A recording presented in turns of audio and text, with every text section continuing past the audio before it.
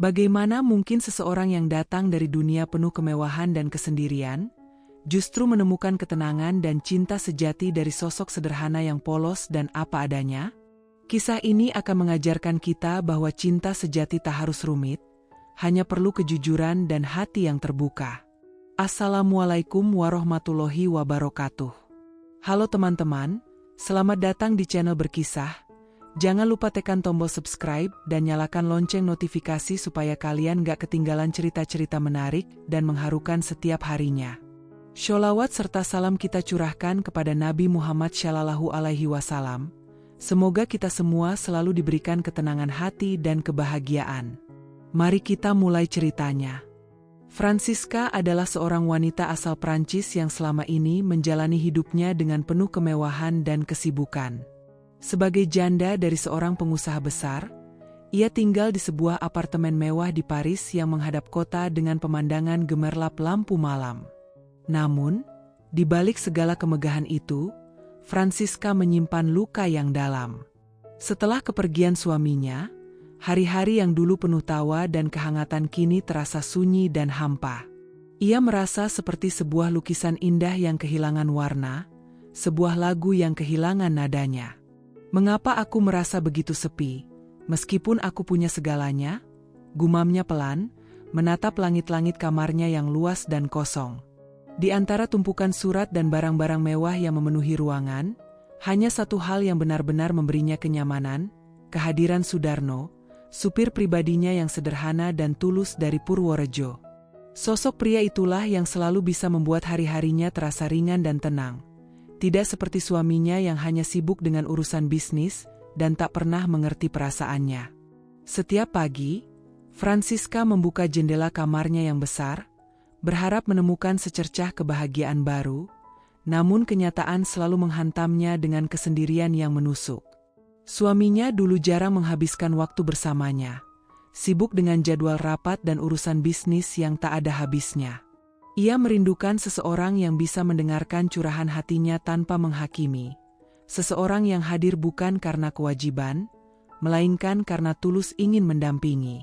Sudirno, kenapa kau selalu bisa membuat hariku berbeda? Tanyanya suatu pagi saat Sudarno menyodorkan secangkir kopi hangat. Sudarno, dengan wajah polos dan senyum hangatnya, hanya menjawab, "Karena aku ingin melihatmu bahagia, Nyonya Francisca." Ucapan sederhana itu membuat hatinya sedikit terobati, walau tak pernah terucap langsung bahwa ia menyimpan rasa yang lebih dari sekadar majikan dan supir. Namun, segalanya berubah drastis ketika suaminya meninggal dunia secara mendadak.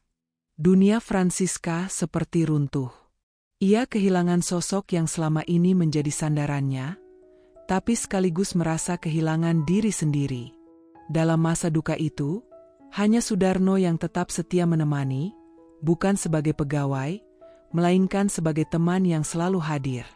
Tanpa kata-kata muluk, Sudarno menenangkan hatinya dengan kesederhanaan dan keikhlasannya. "Nyonya, kau jangan terlalu keras pada dirimu sendiri. Aku akan selalu di sini," ucap Sudarno suatu sore ketika Francisca menangis di teras rumah mereka. Kebersamaan itu menumbuhkan sesuatu yang tak pernah ia duga. Sebuah kehangatan yang tumbuh perlahan, mengisi kekosongan yang selama ini menghantui. Namun, tak lama setelah itu, Sudarno memutuskan kembali ke kampung halamannya di Purworejo. Francisca merasa hampa seperti kehilangan bagian dari dirinya sendiri. Ia menyadari bahwa selama ini Sudarno bukan sekadar supir, tapi seseorang yang mampu menghadirkan ketenangan dan rasa aman yang selama ini tak pernah ia rasakan bersama suaminya. "Kenapa kau harus pergi, Sudarno? Aku tak tahu harus bagaimana tanpa kehadiranmu," ujarnya lirih saat mengantar Sudarno ke bandara. Sudarno hanya tersenyum dengan mata yang berkaca-kaca. "Aku harus kembali, Nyonya. Tapi aku akan selalu mendoakanmu." Perpisahan itu meninggalkan luka yang dalam, dan Francisca tahu ia harus melakukan sesuatu untuk mengisi kekosongan di hatinya. Setelah melewati masa-masa kelam penuh pergolakan batin, Francisca mengambil keputusan besar yang tak pernah terbayangkan sebelumnya. Ia akan meninggalkan kehidupan glamornya di Paris, melupakan sementara dunia bisnis dan harta yang ia miliki, dan pergi ke Indonesia untuk mencari Sudarno. Hatinya yakin, hanya Sudarno yang bisa membuat hidupnya bermakna kembali. Aku harus menemukanmu, Sudarno. Karena hanya kau yang bisa membuatku merasa hidup, bisiknya sambil menatap foto Sudarno yang selalu disimpannya.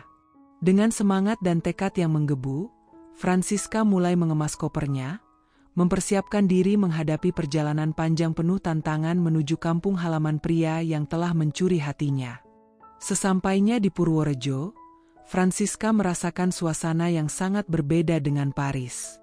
Udara yang segar, suara burung berkicau, dan keramahan penduduk desa membuat hatinya sedikit lebih ringan. Namun, ia tahu pencariannya tidak akan mudah. Ia hanya punya sedikit petunjuk, yaitu nama, Sudarno, dan beberapa kenangan kecil tentang rumah sederhana di pinggiran kota. Dengan bantuan beberapa orang di sekitar, Francisca mulai bertanya dari satu rumah ke rumah lain. "Permisi, apakah ada yang kenal dengan Sudarno, supir pribadi dari Paris?" Tanyanya dengan bahasa Indonesia yang masih terbata-bata. Warga desa yang awalnya bingung, mulai mengarahkan dia ke beberapa tempat yang mungkin pernah disinggahi Sudarno. Setiap langkahnya dipenuhi harapan dan kecemasan, takut tidak menemukan orang yang ia cari. Suatu sore, Francisca akhirnya sampai di sebuah rumah kayu sederhana yang dikelilingi kebun kecil. Di sanalah Sudarno tinggal bersama keluarganya. Ketika Sudarno membuka pintu dan melihat Francisca berdiri di sana, ia terkejut sekaligus bingung. "Nyonya Francisca, apa yang membuat ibu bisa sampai di sini?"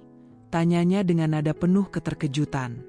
Francisca hanya tersenyum sambil menahan haru. Aku datang untuk menemukanmu, Sudarno. Aku merindukan kehadiranmu yang selalu membuat hidupku damai." Sudarno hanya bisa terdiam, menatap mata Francisca yang penuh harapan, dan tanpa kata-kata panjang, mereka berdua merasa hati mereka semakin dekat, menghapus jarak yang selama ini memisahkan. Hari-hari berikutnya diisi dengan pertemuan dan percakapan hangat. Francisca belajar memahami kehidupan sederhana Sudarno dan keluarganya. Ia menikmati makanan khas desa yang sederhana namun penuh rasa, dan mendengarkan cerita-cerita Sudarno tentang masa kecil dan mimpi-mimpinya. "Aku selalu merasa damai ketika kau ada di dekatku, Sudarno," kata Francisca suatu malam, duduk di beranda rumah. Sudarno menjawab dengan senyum tulus. "Aku juga, Nyonya. Aku ingin selalu menjaga kebahagiaanmu, bukan sebagai majikan dan supir, tapi sebagai teman dan lebih dari itu." Perlahan, Francisca mulai merasakan cinta yang tumbuh di antara mereka, cinta yang tulus tanpa pamrih dan penuh pengertian. Meski bahasa mereka berbeda dan dunia mereka berlainan, Francisca dan Sudarno menemukan bahasa cinta yang universal. Kesederhanaan, kejujuran, dan perhatian yang tulus. Setiap sentuhan kecil, setiap senyum, dan setiap tatapan menjadi jembatan yang menghubungkan hati mereka. Mereka sering berjalan-jalan di sawah, menikmati angin sepau-sepau, tanpa perlu banyak kata. "Aku tak pernah menyangka aku bisa merasa seperti ini, Sudarno," kata Francisca sambil menggenggam tangan Sudarno erat. "Aku juga, Nyonya," balas Sudarno dengan suara pelan. Di tengah kesederhanaan itu, mereka menemukan makna kebahagiaan sejati yang selama ini hilang dari hidup Francisca. Namun, perjalanan cinta mereka tidak selalu mulus. Beberapa tetangga dan kerabat awalnya sulit menerima hubungan mereka yang dianggap tidak lazim karena perbedaan budaya dan status.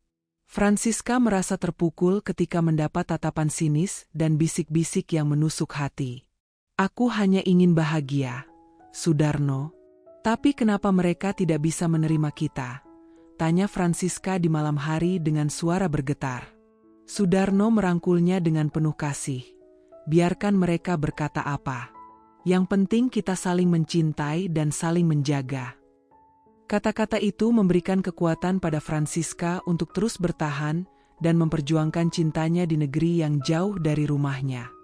Setelah berbagai rintangan dan penolakan, Francisca dan Sudarno memutuskan untuk mengukuhkan cinta mereka dengan sebuah ikatan yang sah di Indonesia. Upacara pernikahan mereka berlangsung sederhana namun penuh makna.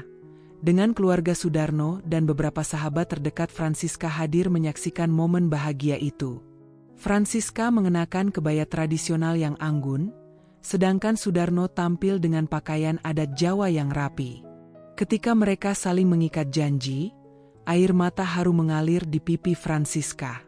"Aku berjanji akan selalu menjaga dan mencintaimu apa adanya, Sudarno," ucapnya dengan suara bergetar. Sudarno membalas, "Aku akan selalu jadi pelindung dan pendamping terbaik untukmu, Francisca." Di sanalah, di tengah suasana sederhana dan penuh cinta, dua hati dari dunia yang berbeda bersatu menjadi satu. Malam pertama mereka menjadi momen yang sangat spesial bagi keduanya, penuh kehangatan dan rasa syukur. Setelah upacara yang melelahkan, mereka duduk bersama di kamar pengantin sederhana yang dihiasi lampu temaram dan bunga segar. Francisca merasakan getaran cinta yang lembut saat tangan Sudarno menggenggam tangannya dengan penuh kelembutan. "Aku ingin kau tahu, malam ini adalah awal dari babak baru dalam hidup kita," bisik Sudarno pelan. Francisca tersenyum sambil menatap mata penuh ketulusan itu. "Aku merasa aman dan bahagia bersamamu, Sudarno. Tidak seperti dulu." Dengan penuh hormat dan cinta, mereka menghabiskan malam itu dengan berbagi kehangatan dan keintiman yang lahir dari rasa saling percaya dan pengertian. Hari-hari setelah pernikahan membawa perubahan besar bagi Francisca. Ia belajar hidup lebih sederhana, menikmati setiap momen kecil bersama Sudarno dan keluarganya.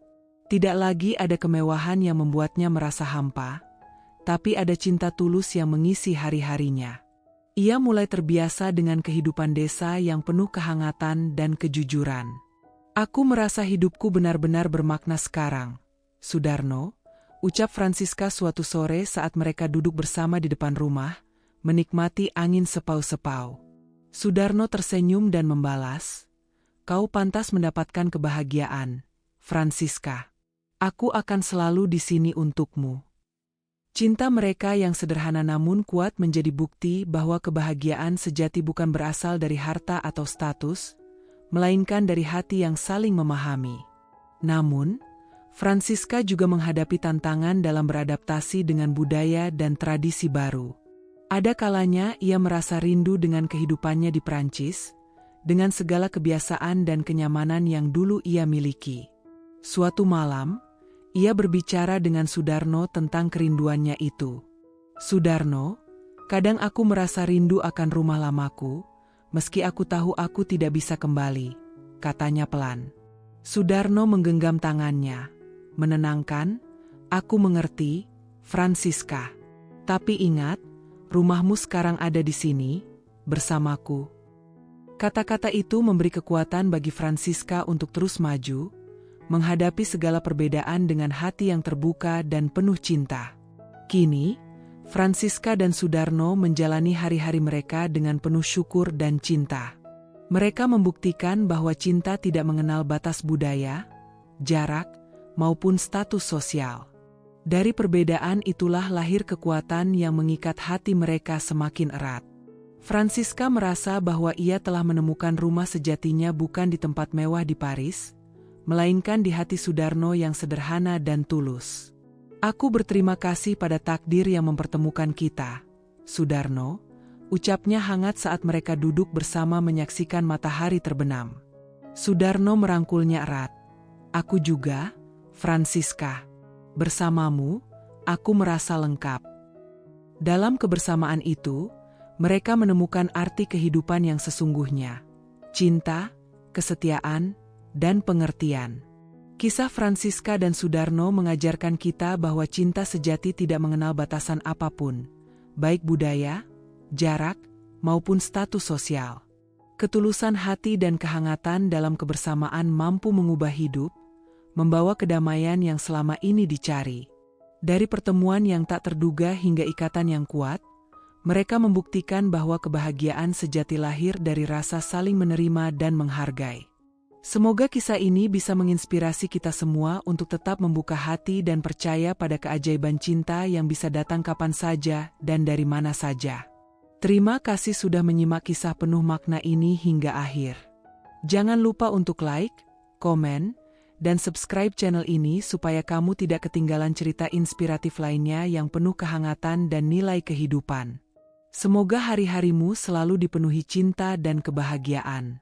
Sampai jumpa di cerita selanjutnya. Salam hangat dan sholawat untuk kita semua.